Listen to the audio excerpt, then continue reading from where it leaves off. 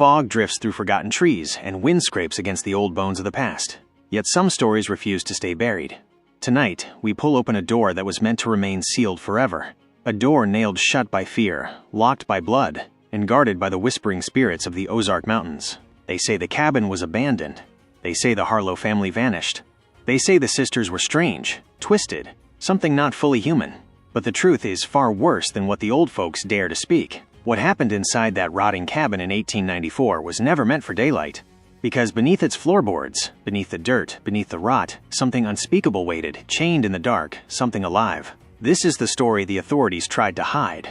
This is the story that turned brave men pale. This is the story of the Inbred Harlow Sisters breeding cabin and the 19 souls who never should have been found. Welcome to Forgotten Remains. Take a breath. You won't get another one for a while. Below is part 1 of the full 3-part horror script.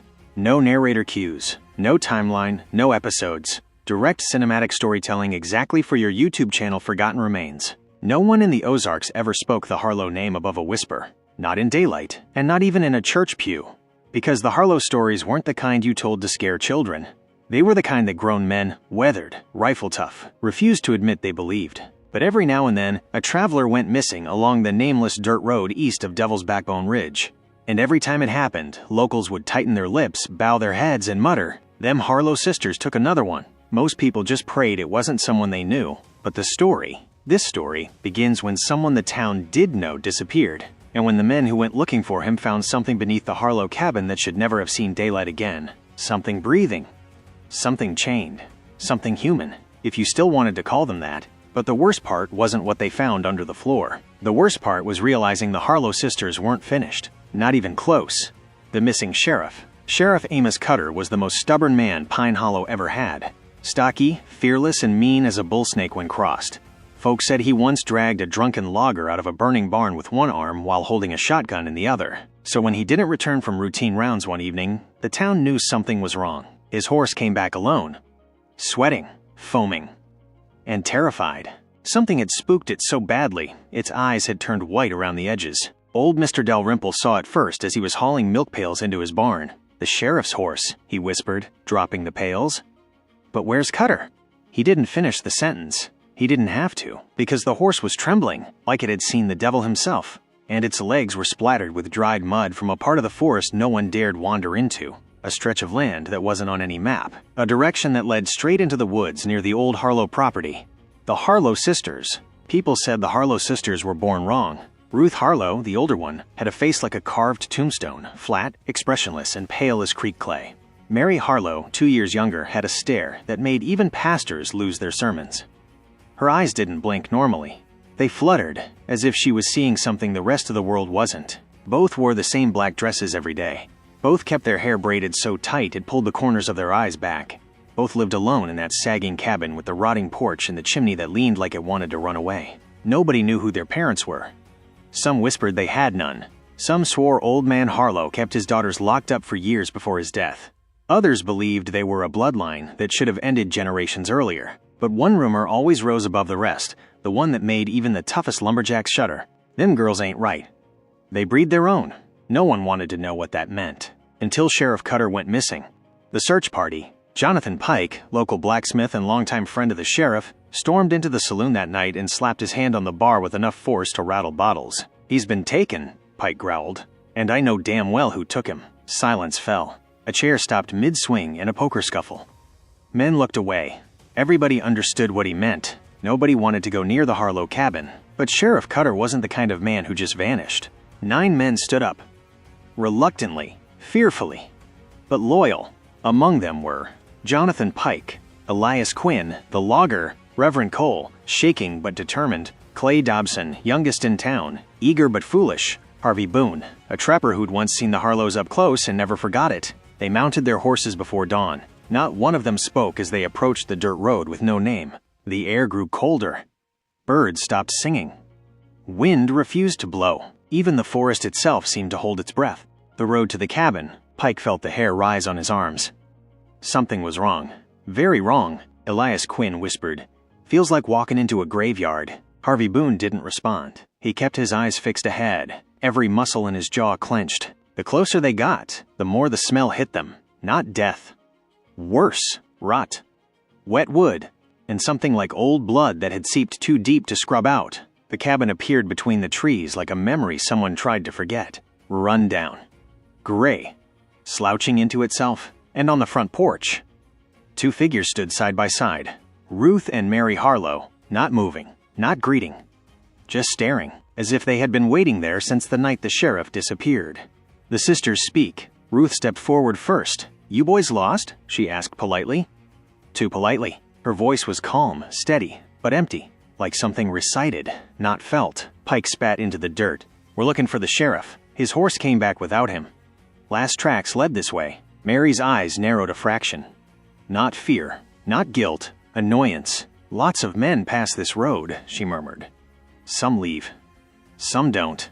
The men exchanged looks. Reverend Cole trembled, clutching his Bible so tightly it bent. Clay Dobson forced a step forward.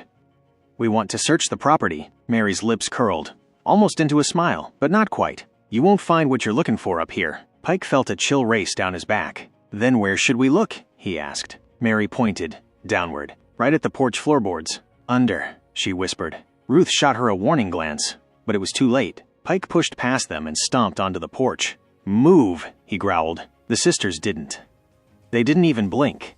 But they didn't have to, because the moment Pike stepped across the porch threshold, the smell hit him, a wave of rot so thick it coated the back of his throat. He gagged. Elias Quinn covered his nose. Harvey Boone dropped to one knee and pressed his ear to the floorboards. And that's when his face drained of color. He heard something.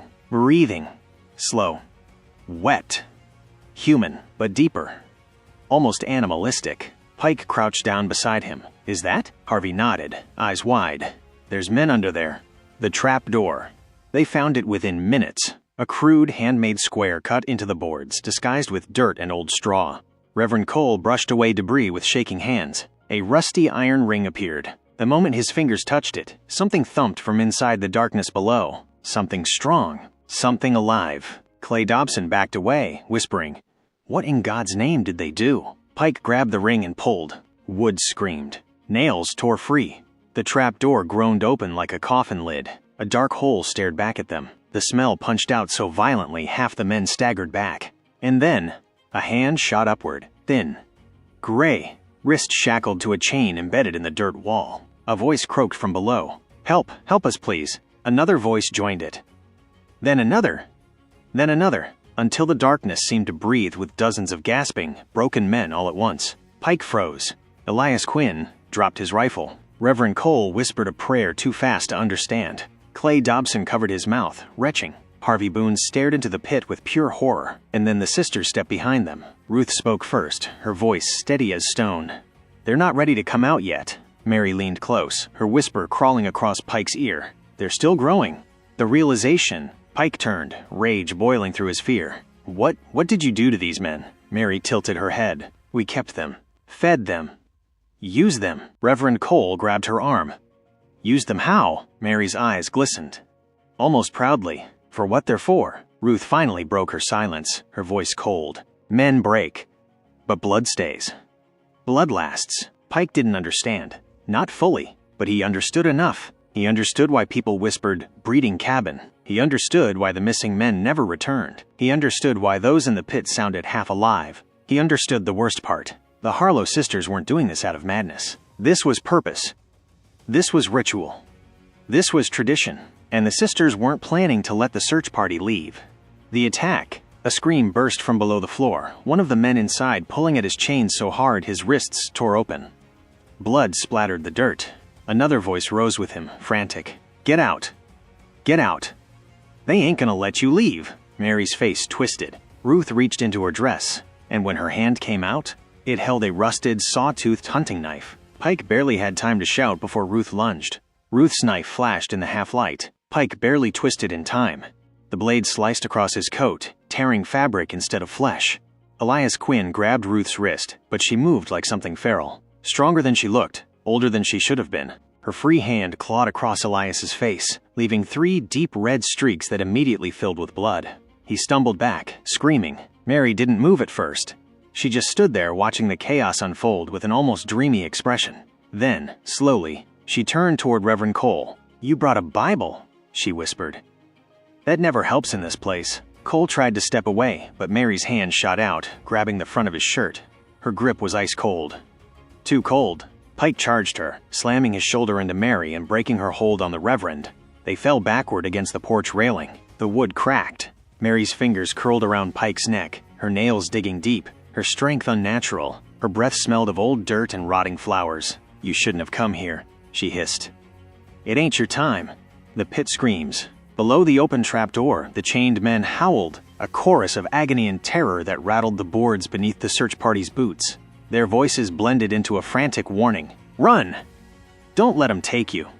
They'll keep you." Harvey Boone grabbed Clay Dobson by the collar and dragged him away from the hole. "We gotta shut this damn door," Boone shouted, but Clay shook his head violently. "There's men down there.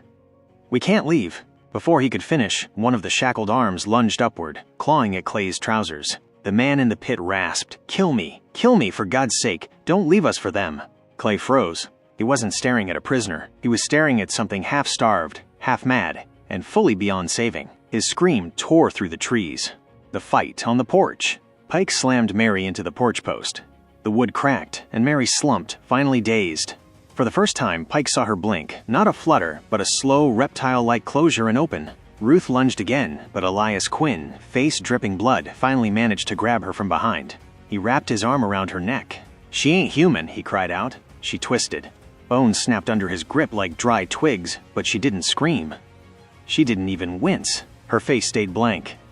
Emotionless. Cold, like someone wearing a person's skin without understanding what expressions were supposed to look like. Elias shouted, "Pike! Hit her!" Pike grabbed the broken porch lantern and smashed it across Ruth's face. Glass shattered. Oil splattered. Ruth fell sideways, expression unchanged even as blood trickled from her scalp. Mary rose slowly behind Pike, dripping dirt from her dress as if she'd pulled herself up from the ground. Her voice came out soft, almost tender. "We only needed one of you. But we'll take what came." The escape or die moment. Harvey Boone kicked the trapdoor shut with a heavy thud. The screams below rose to a frenzy. Clay Dobson staggered back, horrified. "We gotta leave, now!" Pike grabbed his rifle and pointed it between Ruth and Mary as they stepped forward in eerie unison. Reverend Cole held up his Bible with shaking hands, shouting a desperate verse. "By his blood we are delivered," Ruth interrupted with a quiet, mocking tone. "Men wrote that book. Men don't last." Her eyes flicked toward the trapdoor. "But blood does." Mary's head tilted, listening to the muffled screams beneath the floor. "They're almost done," she whispered. "They'll be ready soon." Cole's voice broke. "Ready for what?" Mary smiled. "To replace the ones we lost." Pike understood instantly. The men under the floor weren't captives. They were breeding stock, and the sisters weren't trying to kill the search party. They were choosing new fathers. The forest turns against them. "Run!" Pike roared. "Into the woods now!" The men sprinted off the porch. Clay tripped on a tree root, but Elias grabbed his arm and pulled him up. Reverend Cole stumbled through the brush, sobbing prayers. Behind them, someone screamed. Pike spun around. Harvey Boone had been grabbed. Ruth's fingers curled around his ankle like metal claws. She dragged him across the dirt, leaving deep trenches behind him. He howled, kicking wildly, but Ruth didn't slow. Mary stood behind her, watching like a farmer assessing livestock. Pike raised his rifle, firing. The shot hit Ruth's shoulder, blood sprayed, but she didn't loosen her grip. "Help me!" Boone shrieked. "Don't let him take me!" Pike fired again. Missed. Elias rushed forward despite the terror twisting his gut. He swung his axe, burying it deep into Ruth's arm. The impact echoed. This time, Ruth screamed, an awful guttural sound that didn't belong to any human throat. Her grip loosened enough for Boone to scramble free. Pike yanked Boone to his feet. "Move!" They fled into the trees. Branches whipped their faces. Roots clawed at their boots. The forest suddenly felt alive, watching, listening, wanting them back. Behind them, Ruth and Mary stepped off the porch, moving slowly but inevitably. Not chasing, hunting. The howl in the dark. The woods swallowed them whole. Night settled fast, smothering the last slivers of daylight. Crickets went silent. Even the wind froze. Elias breathed hard. We ain't gonna make it out." Clay clutched his chest. "They're following us." "I heard him behind the trees." Pike crouched down, scanning the darkness. Then he heard it too. Not footsteps, not voices. A howl, low, long, filled with human lungs, but not a human soul. Reverend Cole whispered, "That ain't them." Pike swallowed. "Then what is it?" Harvey Boone closed his eyes, shaking. "It's the ones under the floor," he said. "They're loose." The howl came again. "Closer," Elias whispered. "But how the hell?" Clay Dobson pointed behind them with a trembling finger. "The trapdoor. They didn't shut it." Pike felt the blood drain from his face. Those men, those creatures, were free, and now they were moving through the woods. For the first time all night, Pike saw raw fear in every face around him. Not fear of the sisters. Fear of what the sisters had created. The clearing. They stumbled into a clearing. Moonlight poured down through the branches. Pike counted the group. One missing. His stomach dropped. "Where's Reverend Cole?" Elias turned, pale. He was right behind. A scream tore through the trees. High, painful. Then abruptly cut short. Pike raised his rifle. Everyone close together. No one runs. Clay shattered into panic. "We gotta go back for him." Boone grabbed his arm. "He's gone, kid. We don't leave people." His voice died in his throat as something stepped out from the tree line. Tall. Gaunt. Naked skin stretched thin over trembling bones.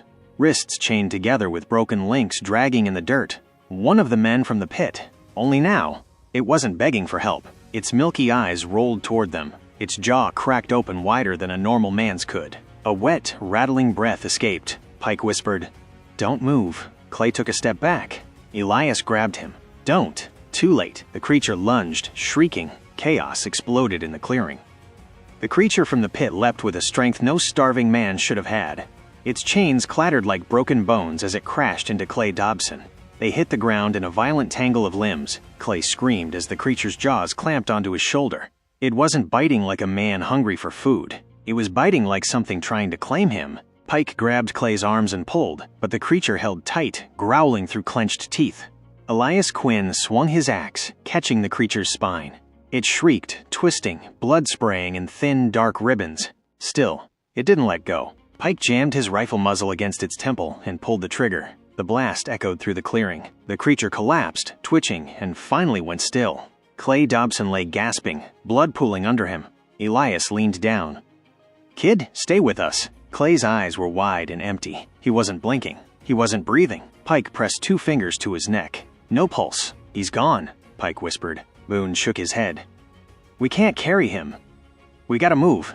But something was wrong. Pike noticed it first. Clay's fingers twitched. Once. Then again. His back arched. Every muscle snapped tight, his bones cracking loud in the quiet. Elias stumbled backward. "Jesus, he's changing." Clay's eyes rolled white. His jaw started to stretch, too far, too unnaturally, just like the pit creatures. Harvey Boone screamed. "He got infected." "Move!" Clay's body convulsed violently, the transformation spreading through him like wildfire under the skin. Pike grabbed Elias and Boone, dragging them away. Clay's last human sound was a choking gasp. Then, from his mouth came a low, guttural groan. Not a dying man. A newborn monster. The forest swarms. They fled deeper into the woods, branches whipping their faces, lungs burning, hearts hammering. Behind them, Clay's new howl tore through the night. Long. Animalistic. Wrong. Then, it was joined by another howl. And another. And another. The creatures from the pit were awake. Dozens of them. Hunting. Elias wheezed. "We're not gonna outrun them." Boone pointed toward a narrow, rocky path between 2 cedar trees. "This way!" They squeezed through, scraping their arms on sharp bark. The howls grew louder, closer. Pike didn't look back. He knew what was behind them. He focused on one thing. Find something familiar. Anything.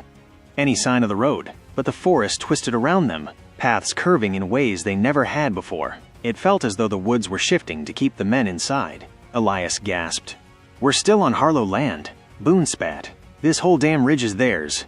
The cabin returns. They burst into another clearing, and Pike froze. His breath caught. No, this ain't possible. Because standing right in front of them was the Harlow cabin. The same broken porch. Same leaning chimney. Same open trapdoor creaking in the breeze. They had run in a full circle. Elias dropped to his knees. It moved.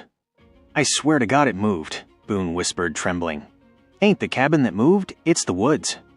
They spin you around. Pike felt something watching them from the doorway. Ruth and Mary stood there, no breathing, no blinking. Just waiting. Mary's voice drifted out, soft and chilling. "You brought yourselves back." "That's good. Makes things easier." Ruth stepped forward, her dislocated arm hanging uselessly at her side, blood still trickling. We needed replacements, she said. And now we got 'em. Pike raised his rifle. Empty. He threw it aside. Why? He screamed. Why us? Why anyone? Mary's face softened, almost pitying. Bloodline, she whispered. Has to be men from outside. Men who ain't kin. Men who got strength. Ruth continued. Men who won't be missed too long. Pike clenched his fists. Then why keep them alive under the floor? Mary smiled. A dead, awful smile. So they can grow. Boone's voice cracked. Grow into what? Mary looked almost childlike as she whispered the answer. A Harlow. The creatures arrive. The woods behind them erupted with snapping branches. Dozens of pale, skeletal figures poured from the trees. Clay among them now, eyes white, mouth distended, chains dragging behind him. The monsters circled Pike, Elias, and Boone like wolves. Their movements were jerky, unnatural, bones cracking with every step. Ruth raised her good hand. They're ours. But they need new blood. Mary stepped beside her. And now, so do we. Pike grabbed Boone and Elias, pulling them back. Boone hissed. We ain't getting out of this. Elias whispered, trembling. I won't let them take me alive. He raised his axe toward his own throat. But before he could swing, a pair of pale arms dragged him backward into the crowd of creatures. He screamed once, a sharp, high cry. Then nothing, only tearing and chewing. Boone vomited. Pike felt the world spin. Mary stepped toward him. You're strong, she whispered. You'll last. Ruth grabbed Boone by the hair. He kicked, clawed, begged, but they dragged him toward the open trapdoor, down into the darkness, into the pit. His screams spiraled into the earth. Mary approached Pike, her bare feet silent on the dirt. You'll give us good children, she said softly. Pike swung at her, punching her across the jaw. Something cracked in her face, but she didn't fall. She simply turned her head back toward him, expression unchanging. Behind Mary, the creatures moved closer. Clay's newly twisted face stared blankly at Pike. Pike ran. He sprinted toward the trees, lungs burning, vision blurring. Creatures shrieked behind him. Mary hissed, Bring him back alive! He didn't look back, didn't dare. He tore through the woods, not knowing where he was going, only knowing he had one last chance to escape. Branches ripped his shirt. Roots tore his boots. His legs shook beneath him. Finally, he saw it. A break in the tree line. The road. The nameless dirt road. He burst through the brush onto the open path. He kept running, running until his legs gave out, running until the screams behind him faded. Running until he saw lights, lanterns, carried by townsfolk who had come looking for the search party. Pike collapsed into their arms, gasping. They're alive, under the floor, 19 men, the sisters, there. He fainted before he could finish. The aftermath. Pike woke 2 days later in the church infirmary. The town gathered around him. Where's Elias? They asked. Where's Boone? Pike stared at them with hollow eyes. They're gone, he whispered. Don't go back. Don't ever go back. But some men didn't listen. They formed their own search party, 20 men strong, armed, determined. They marched toward the Harlow cabin. Pike tried to stop them. Don't open that floor, he screamed. But they were already gone. He waited for hours. Then the first man returned. Alone, white as bone. He couldn't speak for a long time. When he finally did, his voice was barely a whisper. There ain't no cabin. Pike froze. What? Just trees, the man said. Just woods. No house. No porch. No sisters, no floor, nothing. Pike felt cold, too cold. The man shook as he spoke the last words. But we heard something under the ground, moving.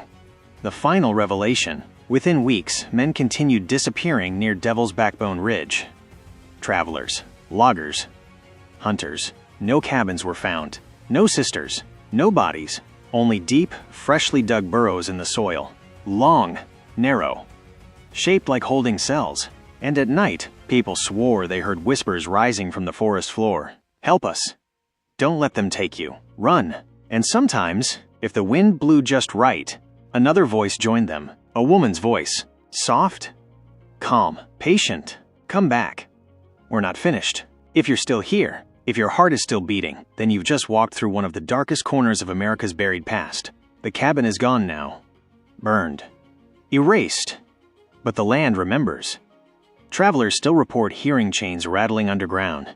Some swear they see two women standing among the trees, faces pale, dresses black, unmoving, watching. Maybe the Harlow sisters died in 1894. Or maybe evil like theirs doesn't die. Maybe it waits. If you want more stories that were meant to stay hidden, if you want more cold truths, more lost horrors, more dirt-covered files pulled from the back shelves of history, subscribe to Forgotten Remains. where the past is never truly dead, and some things should never be remembered, but we dig them up anyway. Until next time, keep your lights on. And if you ever pass an old cabin in the woods, don't look inside.